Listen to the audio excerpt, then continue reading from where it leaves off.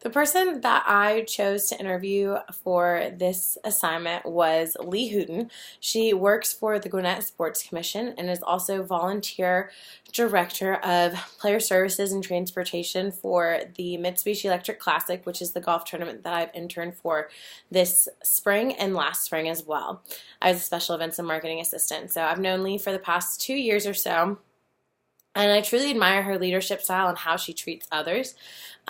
She is one of those people that will teach you how to do something and encourage you, but also give you the free reins to do it on your own and learn from your mistakes. So if you fail, she's going to be there to help you, to redirect, and let's see how we can make this better. And she takes that not only with her at the Gwinnett Sports Commission, but she also does this within the tournament as well and through the weeks with all of her volunteers. She's also very caring as well, and she's very empathetic towards so many different people and just wants to truly do her best. So if she's putting her best foot forward, she expects that from you as well, which makes it that much better to work for her because you feel that you're being respected and heard, as well as being taught and effectively taught as well for what you're learning and for how you're doing things.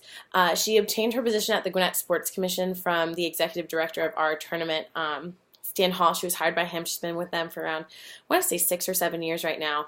And our tournament has gone on for around 6 of those years. So she was there from the very beginning when it first was a thing and it first blossomed. And so she got volunteer chairman of and volunteer director of player transportation and player services through her position with Gwinnett Sports Commission, because all of them are kind of put into the place of being chosen for those roles. And so she told me that she kind of had learned from Stan Hall, who is our executive director, on how to kind of be a hands-off with people. Stan Hall is very hands-off because he wants you to learn, and again, effective from your mistakes, is he wants you to be able to learn from them and kind of redirect and figure out. So she adapted from his leadership style and then made her leadership style parts of his, but also with hers as well. And so with that, Stan was like, how I effectively mentor somebody or how I effectively teach somebody, this is kind of your good place to be. And so again, the part where she's like, I want to be hands-on with you, I want to teach you all you can, but at the end of the day, I'm going to let you run free with it. That's her hands-off philosophy. That's from Stan. And then again, from your mistakes, she's going to be there to help you and to lift you up and help you create that situation to make it better. And then she also, again, she's really caring, she's really empathetic, and especially with the tournament, we actually just got done with it this week, so that's why I'm a little tan or a little sunburnt.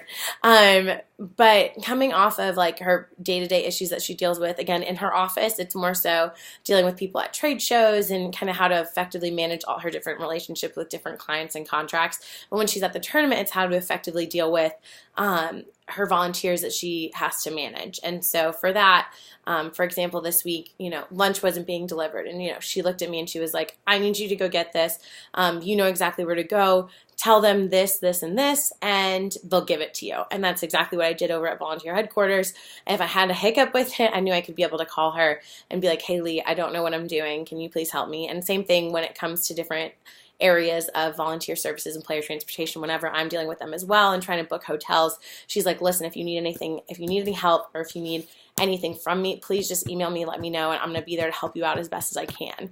And I also run an Effective Kids Day on Saturday from 1 to 4, and so I didn't have enough vendors. And so I was like, Lee, can you please help me out? I don't necessarily know how to get any of this together.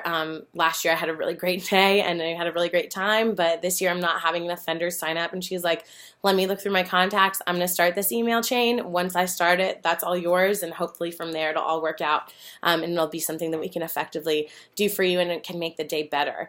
And also to her responsibilities for especially for her committee at the tournament, is to be an effective leader and to show that she cares. And if she's not doing something, she's not going to expect you to do it as well.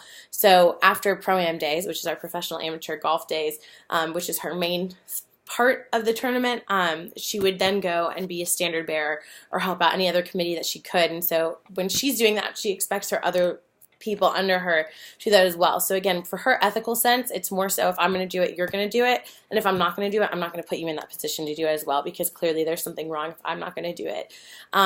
And then her advice for me was just kind of like, again, I've known her for a couple of years now, just working with her and seeing how great she is.